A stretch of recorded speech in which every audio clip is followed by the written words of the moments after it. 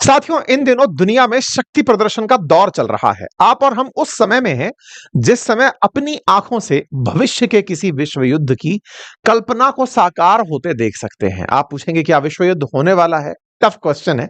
मेरा कम दिमाग इसका जवाब तत्काल तो नहीं दे पाएगा, लेकिन कुछ घटनाओं को अगर वापस से चेक करें कि यार पहले पहले कभी ऐसा हुआ है क्या, तो आप रिलेट करने लगेंगे कि अच्छा, युद्ध से पहले सब लोग पहले अपनी बाजुएं चढ़ाते हैं कि हाँ भाई, अब दिखाते हैं किसमें कितना है दम, आओ अब देखते हैं युद्ध करने से पहले कि आओ हम अपनी ताकतों से कितना रूबरू हो ले। ये बात मैं आपसे क्यों कह रहा हूं? क्योंकि आपको प्रथम विश्व युद्ध, द्वितीय विश्व युद्ध या आज का काल या शीत युद्ध का काल जब भी दिखाई दिया तो आपको हमेशा धड़े दिखाई दिए कि दो धड़े हैं और उनमें वर्चस्व की लड़ाई है। और धड़ों में इस समय एक धड़ा ऑटोमेटिक अमेरिका बना हुआ है, पहले एक धड़ा रूस रहा करता था। आपको याद होगा कि प्रथम विश्व युद्ध से सेकेंड विश्व युद्ध के बीच में तो लड़ाइयां किसी और कहानी पे चल रही थी कि बड़ा कौन है, मतलब जर्मनी निकल कर आ रहा है, फ्रांस और ब्रिटेन वाले समझ नहीं पा रहे हैं कि पहले दुश्मन थे अब मित्र हो गए हैं, वो कहानी। द्वितीय विश्व युद्ध के विजेताओं के बाद में संघर्ष शुरू हुआ, सोवियत रूस बड़ा कि अमेरिका बड़ा। अब उस बड़े की लड़ाई में द्वितीय विश्व युद्ध में जो साथ साथ लड़ने वाली पार्टी थी, यानी कि रूस और अमेरिका जो लड़ रहे थे जर्मनी जापान जैसे देशों के खिलाफ, वो खुद आपस में युद्ध के बाद में क्रेडिट की लड़ाई लड़ने लगे कि दुनिया में ज्यादा पावरफुल कौन, या किसकी आइडियोलॉजी ज्यादा अच्छी, रूस ज्यादा बड़ा यानी कि सोवियत संघ ज्यादा बड़ा या अमेरिका ज्यादा बड़ा। आइडियोलॉजी में एक तरफ पूंजीवादी आइडियोलॉजी लड़ाई लड़ रही थी, दूसरी तरफ साम्यवादी। और इस लड़ाई को ही हमने बाद में शीत युद्ध का नाम दिया कि ये दो बड़े राष्ट्र ऐसे थे जो आमने सामने आकर नहीं लड़ते थे, एक दूसरे के पीछे रहते हुए या किसी के पीछे रहते हुए मोहरे बनाते थे।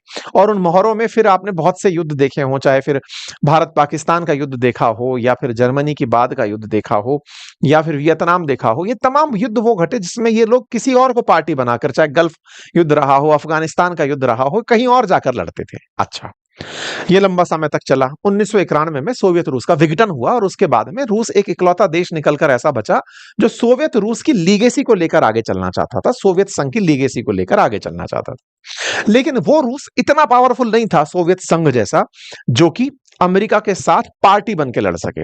इस बीच में 1991 के बाद एक और पार्टी बनना शुरू हुआ और उस पार्टी का नाम था चीन। चीन ने 1991 के बाद यह देखा कि अब दुनिया में भाई हमेशा बाइपोलर वर्ल्ड रहा है, मल्टीपोलर बनने का प्रयास रहा है, हम सब स्टेक होल्डर्स हैं, कल को हम भी एक ध्रुव होंगे, क्योंकि कभी ना कभी रूस और अमेरिका में चाइना जिस तरह से उभर कर आया, ऐसे आज चाइना और अमेरिका में भारत कभी उभर कर आएगा। हम इसी थॉट के साथ आगे बढ़ रहे हैं, आने वाला समय हमारा है। लेकिन इस समय से पहले जो वर्तमान चल रहा है उसको हम साक्षी होते देखें तो चाइना ने देखा कि यार इन दोनों के झगड़े में मैं अपना मौका कैसे निकाल सकता हूं, और वही हुआ। उस मौके को निकालने में इन दिनों चीन ने अमेरिका के सामने अपने आप को इस तरह रखने का प्रयास किया जैसे अमेरिका दुनिया के सामने खुद को रखता है। जैसे अमेरिका का एक बहुत ही सेट पैटर्न है कि वो हमेशा बताता है कि तुम मेरे बिना कुछ नहीं। अभी ताजा ताजा ट्रंप का बयान है जिसमें वो कह रहे हैं कि दुनिया हमारे बिना कुछ नहीं। मतलब उनका ये जो दंभ है कि हमारे बिना कोई नहीं, तो वो वाला जो दंभ है, वो दंभ इन्होंने कुछ दिनों पहले अमेरिकियों ने दिखाया था। आपको याद होगा पुतिन को पहले बुलाया गया अमेरिका, तो ये एक तरह से ट्रंप इस बात को ऐसे ले रहे थे कि देखो मैंने पुतिन को बुला लिया है, बुला करके उनकी पूरी झांकी सजा दी है। पुतिन को बुलाया, फिर यूरोपियन लीडर्स को बुलाया, भर भर के यूरोपियन लीडर्स जाने लग रहे हैं, नाटो चीफ जाने लग रहे हैं ट्रंप से मुलाकात करने के लिए कि ट्रंप मान जाएं, जेलेंस्की मान जाएं, पुतिन मान जाए। और ट्रंप अपने आप को दिखाने लग रहे हैं कि देखो वर्ल्ड लीडर्स मेरे पास आ रहे हैं कि मान जाओ पूरी तरह से। मतलब माहौल, मतलब एक तरह से देखा जाए तो पश्चिमी देश एक साथ एकजुट होकर बैठे हुए थे वेस्टर्न वर्ल्ड में। अमेरिका, अमेरिका के साथ साथ फ्रांस, ब्रिटेन, नाटो के देश, ये सब बैठ करके कि बस अब तो पुतिन को ये रुकवा ही देंगे। ट्रंप अपने आप को इन सबको सामने बिठाकर ताकतवर दिखा रहे थे खुद को कि तुम लोग मेरे सामने की टेबल पर बैठे हो, मैं इधर बैठा हूं। और यहां सब हाथ बैठ करके जो लीडर्स खड़े हैं, बैठे हैं, ये सारे के सारे लीडर्स वेस्टर्न वर्ल्ड में बड़े नेता माने जाने वाले लोग, बड़े राष्ट्रों के अध्यक्ष हैं। और जब ये यहां बैठे हैं तो ये कहीं ना कहीं जिसका ईगो बूस्ट कर रहे थे वो इस आदमी का था। दुनिया को यह दिखाने के लिए था, देखो दुनिया वालों, मैंने एक बार में इतने सारे देशों को साथ बिठा लिया। अच्छा साहब, इनका हो गया प्रदर्शन, ये प्रदर्शन खत्म हुआ। इस प्रदर्शन के बाद ट्रंप के अहंकार की बारी रही कि हमारे बिना कुछ नहीं हो सकता, ये है वो सब चलता रहा। इनके बाद बारी आती है इनकी, भाई साहब ये निकल कर आते हैं कि अब अपनी बारी, दुनिया को दिखाएंगे कि हम कितने पावरफुल है। क्योंकि दुनिया में second economy, world largest economy इस समय चीन है। और चीन ने बड़े ही सटल वे में अमेरिका और रूस के संघर्ष में अपने आप को इतना बड़ा बना लिया कि वो कहीं ना कहीं अब एक पार्टी बन चुका है। मतलब अमेरिका के लिए रूस से ज्यादा अब इंपॉर्टेंट चीन हो गया है। आप पूछेंगे हम कहां हैं इस पूरी कहानी में? आप दर्शक हैं फिलहाल, तो आप दर्शक ही रह जाएंगे अगर आपने एक्शन नहीं लिए। एक्शन वही लेने हैं जो इन्होंने कभी लिए थे। हमको सीखना है, हमें सीखना है और हमें बहुत तेजी से आगे बढ़ना है। हमें लर्निंग करते हुए, और ये बात में बहुत देरी नहीं है, बहुत से देशों ने इंक्लूडिंग इन्होंने बहुत लंबे समय बाद सीखा तो आज कहां है वो आपके सामने है। हमारी बारी है, हम भी सीखेंगे। तो फिलहाल के लिए अपने आप को लर्नर के रूप में रखते हुए देखते हैं कि ये खेला क्या खेल गए। इन्होंने खेला अपने साथ में ये लेकर बैठे थे कुछ 8-10 देशों के मेंबर्स को, ये 25 देशों के राष्ट्राध्यक्ष को साथ में परेड करा दिए। परेड कहां करा दिए? आप कहेंगे सर एससीओ मीटिंग की बात कर रहे हो क्या? नहीं, वो तो खत्म हो गई। एससीओ मीटिंग के बाद में चीन ने रखी विक्ट्री परेड। आप पूछेंगे क्या एससीओ की विक्ट्री परेड थी? नहीं, चीन ने ताजा ताजा एक परेड निकालना शुरू किया है जिसमें वो जीत घोषित करता है कि हमने एक बार जापान को हराया था। उसका इतिहास मैं आपको बताऊंगा, लेकिन उस हार को या फिर उस जीत को चीन अपने शक्ति प्रदर्शन के रूप में वर्ष 2015 से यूज करना शुरू किया है। और उस विक्ट्री परेड में जैसे हम लोग अपने गणतंत्र दिवस में अतिथि बुलाते हैं, ऐसे ही इन्होंने अतिथियों में, भाई साहब आप ये जो देख रहे हैं ना, ये सब ये कोई वो नहीं है, मतलब कहते हैं ना राष्ट्राध्यक्षों के पीछे चलने वाली भीड़ नहीं है। ये सब कोई ना कोई प्रधानमंत्री या कोई राष्ट्रपति है। आप ये पूरी भीड़ जो देख रहे हैं, नंबर 25 के आसपास मैं बता रहा हूं। अभी तक नंबर निकल के पूरा तो शायद हमारी टीम भी नहीं निकाल पाई, इसलिए हम राउंड फिगर बता रहे हैं। पुतिन दिखाई दे रहे हैं, नॉर्थ कोरिया के किम जोंग उन दिखाई दे रहे हैं। पीछे तक देखोगे तो आपको यहां पर ये अजरबैजान वाले दिखाई दे रहे होंगे, है ना। मतलब ये तमाम राष्ट्राध्यक्षों को आप यहां पर आते हुए देख रहे हैं। भीड़ के अंदर आप कहीं ना कहीं तलाशेंगे तो ये लुकाशेंको आपको चलते हुए दिखाई दे रहे हैं। शहबाज शरीफ कहाँ है? खो गया यार, हमें नहीं दिखाई दे रहा है, रुको, वो भी कहीं ना कहीं है, खोजेंगे, रुको। हाँ, तो इस भीड़ में देखो कहीं शहबाज शरीफ भी छुपा होगा। कहाँ है? ये रहा शहबाज शरीफ। मतलब ये भाई साहब भी जो है अपने बड़े भाई साहब, वेटर भाई साहब, ये भी यहां पर हैं आपको, ठीक है। मतलब इस पूरे इन राष्ट्राध्यक्षों की भीड़ में एक फोटो इनकी भी टकी है, ये देख रहे हो आप। ये मतलब इन्होंने एक तरीके से समझो कि यूएन जैसी बैठक बुला दी, इतने सारे नेताओं को एक साथ खड़ा कर दिया कि लीजिए हम झांकी लगाते हैं। अब पूछेंगे इतने सारे वर्ल्ड लीडर कर क्या रहे थे यहाँ पे? चाइना की जीत की खुशी मना रहे थे। चाइना किससे जीता? जापान से। वही जापान जहां हमारे पीएम मोदी जाकर के $67 बिलियन लेकर आए हैं। वहां जाने के बाद वहां चीन भी गए। हम लोग तो बिल्कुल ही अलर्ट हैं कि लीजिए जापान और चीन एक साथ बैठक करके आएंगे और आ गए। मतलब इंडिया ने अपना स्टैंड बहुत पहले क्लियर कर दिया कि चाइना वालों, तुम्हें विक्ट्री परेड निकालनी हो निकाल लो, लेकिन ये मत समझना कि हम तुम्हारे साथ पार्टी बन के बैठ गए, कि तुम्हारी जीत का जश्न हम मना रहे हैं। हम देख रहे हैं, सीख रहे हैं। हम जापान इसीलिए पहले गए, बिल्कुल वही किया हमने जैसे कभी अमेरिकी करते थे कि पाकिस्तान की यात्रा भारत के साथ निपटाते थे। हमने जापान से ही इनकी दुश्मनी है चाइना वालों की, इसका लाभ उठाते हुए, ये तो दुनिया में अब चर्चा का विषय बन रहा है। मतलब विक्ट्री परेड पर खोज खोज के निकाल रहे हैं चल क्या रहा है, किस कारण से खुशी मनाई जा रही है। हम लोगों ने तो ये दांव पहले ही खेल दिया। खुशी इस बात की है कि चाइना वालों ने जापान वालों को कभी हरा दिया था। कब हरा दिया था? जब 1937 से 1945 तक जापान ने चीन पर राज किया था। उस राज के बाद में जब उन्हें हराया था, उसकी खुशी है ये, उसके खुशी में ये विक्ट्री परेड निकल रही है। और हम लोग अपनी यात्रा जापान से ही शुरू करते हैं कि लीजिए हम जापान जा रहे हैं। तो इस तरह से हम विक्ट्री परेड में शामिल ना होकर ये चाइना को भी मैसेज देकर आए कि सुनो, आपकी खुशी में हम इस जगह शामिल नहीं होंगे, विक्ट्री परेड में नहीं बैठेंगे। कहीं आप ये कहो कि बैठे थे आप जापान के खिलाफ थे, हम नहीं है भाई, हम अपनी तरफ से हैं। ठीक है साहब, कोई बात नहीं। चाइना वालों ने बढ़िया विक्ट्री डे परेड निकाली। विक्ट्री डे परेड एससीओ के अंदर जो नेता आए थे उनसे कहा कि थोड़े दिन और रुकिए, बढ़िया परेड वरेड निकाली जाएगी, उसको एंजॉय करके जाइएगा। एससीओ बैठक में हम लोग गए थे और उसके अंदर बढ़िया फोटो फाटो हमारी भी आ गई थी। चाइना वालों ने बढ़िया झांकी निकाली और ये झांकी ऐसे निकाली कि ये सब जगह प्रदर्शित हो, सब जगह दिखे। हालांकि चाइना में क्या हो रहा है ये जनरली लोगों को पता चलता नहीं है, क्योंकि मीडिया पर वो अपने तरह से अंकुश लगाते हैं।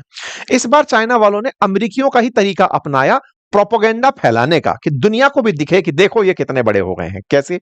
इन्होंने जितनी भी तस्वीरें डाली वो अमेरिका में जो इनकी एम्बेसी है, यानी कि चाइना की एम्बेसी इन यूएस, उस हैंडल से डाली, ताकि अमेरिकियों को तो वो हैंडल दिखेगा और वो दिखेगा तो उससे दे भर भर के फोटो कि देखो हमने क्या मना लिया है। और भाई साहब इन्होंने बढ़िया से तस्वीरें दिखाई, दुनिया को दिखाया झांकी लगाकर बीजिंग के अंदर कि देखो हम क्या मचा रहे हैं। अब मैं आपको कुछ तस्वीरें दिखाता हूं। मैं आपको ये दिखाता हूं कि किम जोंग उन जैसा तानाशाह यहां पर गेस्ट था और बढ़िया गेस्ट बनाकर उसको बुलाया। एक तरीके से चाइना ने पुतिन के साथ साथ किम जोंग उन को रखकर यह तो दिखा दिया कि किम जोंग उन चाइना के ही एक्सटेंडेड वर्जन है। मैं कईयों बार आपसे पहले भी कहता रहा हूं कि नॉर्थ कोरिया को आप अलग देश मत मानिए, वो चीन का ही एक तरह से एक्सटेंडेड आर्म है, ऐसा कहते हैं नटखट बच्चा है जिसको इसलिए रखा है चीन ने ताकि जरूरत पड़े तो उसका यूज हो सके। ये बिल्कुल वैसे है जैसे अमेरिका ने अपने दो देश एक तरह से कहिए एशिया साइड में छोड़े हुए हैं, एक इजराइल और एक पाकिस्तान की, तुम्हारा समय समय पर यूज होता रहेगा। ऐसे ही चाइना ने इन दिनों पाकिस्तान को छीन लिया है अमेरिका की एक ऐसे संतान के रूप में उसको कि हाँ भैया तुमको तो हम रखेंगे। और नॉर्थ कोरिया जैसे अमेरिका के लिए इजराइल है, ऐसे चाइना ने नॉर्थ कोरिया को पनपा के रखा है कि तुमको भैया हमारे लिए कभी भी फना हो जाना है। बिल्कुल वैसे ही जैसे रूस ने बेलारूस को रखा है कि कल को अगर हमें न्यूक्लियर बम फोड़ना हुआ तो हम बेलारूस से फोड़वा देंगे। बिल्कुल वैसे ही अगर हम चाइना को कभी खुद पर नुकसान नहीं लेना है तो कभी नॉर्थ कोरिया को बोलेंगे कि जा बेटा तुम जाके गोला फोड़ के आओ, ताकि तुम्हारी कुर्बानी को हम कह देंगे शहादत थी और हम तुम्हें बचाने के लिए आगे आएंगे। तो मतलब सबने अपने अपने प्यादे देश बाहर निकाले हुए हैं जो कि उनके बिहाफ पर जाके संघर्ष कर लेंगे, बम बांध के कूद पड़ेंगे। तो साहब किम जोंग उनको आप यहां देख लिए, बढ़िया ये झांकियां जो सजी थी ये 80वीं सालगिरह मनाने के लिए थी सेकेंड वर्ल्ड वॉर में चाइना ने जब जापान को हराया था उस बात की। यहां पर तस्वीरें आप देख रहे हैं, बिल्कुल शी जिनपिंग के पैरेलल जो चल रहे हैं वो आपको किम जोंग उन दिख रहे हैं और इनके पीछे वो दूसरी संतान जो पापा से फिर पहचान मांग रही है, पापा हम समझ नहीं पा रहे हैं कि हम कहां हैं। शहबाज शरीफ आपको तंग हालत में दिखाई दे जा रहे हैं। यहां की तो हालत देख करके ही लोग मजे ले लिए हैं कि पापा ये तो आप बहुत गलत कर दिए, ये आप इनको अगर संतान मान रहे हैं, इनसे बतिया रहे हैं तो हमें इतना साइड में खड़े क्यों रखे हैं। हम समझ ही नहीं आ रहे हैं कि हम किसके हैं, हम अमेरिका के बच्चे हैं कि आपके बच्चे हैं, हम समझ हमारा अस्तित्व संकट में है। शहबाज शरीफ का ये AI जनरेटेड नहीं है भाई, आप ये मजाक में मत लीजिएगा, ये सही फोटो है ना। इस फोटो को देखकर लोग तरह तरह की बातें बना रहे हैं कि ये भाई इतना तंग और हैरान परेशान क्यों खड़ा है कि हमारे को क्यों नहीं ले रहे हो बीच में। हालांकि इन्होंने इनसे बात की और इन्होंने बात करते समय इनसे ये कहा, हम जानते हैं कि इंडिया के साथ आपका जो व्यवहार है उसे हम जानते हैं, लेकिन हमारे साथ भी तो कुछ दोस्ती करिए, तो इनके साथ बातचीत करिए, क्योंकि पुतिन तब से रुके हुए हैं, वो सबसे मिल रहे हैं पर्सनली कि आओ भाई काफी दिन बाद बाहर निकले हैं, सब लोग आओ कुर्सियां चेंज करो, बातचीत करते रहेंगे। तो पुतिन इस समय सबसे बातचीत करने में बिजी हैं। इनसे भी बातचीत करी, इनसे बकायदा टेबल पर बिठा के बातचीत करी कि बोले बढ़िया सैनिक भेजे थे, बोले भाई साहब आपके लिए कुछ भी। तो मतलब कुल मिलाकर के सब चल रहा है, मतलब एक तरह से ऐसा हाल चल रहा है जिसको आप देख सकते हैं कि दुनिया में ना एक माहौल बनता जा रहा है, चीन अपने पक्ष में लोगों को इकट्ठा करते चला जा रहा है, भारत बीच का ऐसा बंदर बन के बैठ गया है जिसको चाइना और अमेरिका दोनों चाहते हैं कि कौन किसके साथ में रहे। बस इस तरह से भारत की स्थिति जो है ना, फिलहाल अमेरिका वाले चाहते हैं कि ये हमारे साथ आ जाए, मतलब तुरुप का इक्का मान लो या फिर आप खेल का वो खिलाड़ी मान लो, जिस तरफ ये खिलाड़ी चला गया उसका मामला खेला खेला हिल जाएगा। तो इंडिया के साथ खेला हो रहा है, उसके ऊपर मैं सबसे एंड में बताऊंगा कि किस तरह से वेस्टर्न वर्ल्ड की तरफ से एक राष्ट्र है फिनलैंड, उसने तो पब्लिकली ये बोल दिया कि अमेरिका ने साफ तरीके से गलती करी है ग्लोबल साउथ में इंडिया को छोड़ करके। इंडिया को अमेरिका नहीं छोड़ना चाहिए था, मतलब अमेरिका को इंडिया नहीं छोड़ना चाहिए था, ये बड़ी गलती है और इस गलती का नुकसान लंबे समय में होगा। ये फिनलैंड के मतलब राष्ट्राध्यक्ष की बात है, वो हम सुनाएंगे आपको आगे चल के। अच्छा, फिलहाल के लिए आप कुछ तस्वीरों का आनंद लीजिए कि चाइना वालों ने अपनी ताकत कैसे दिखाई। आपके सामने कुछ तस्वीरें हैं जहां पर ये बलून उड़ रहे हैं, ये AI जनरेटेड नहीं है, आज के जमाने में क्या AI का बहुत काम चल रहा है ना।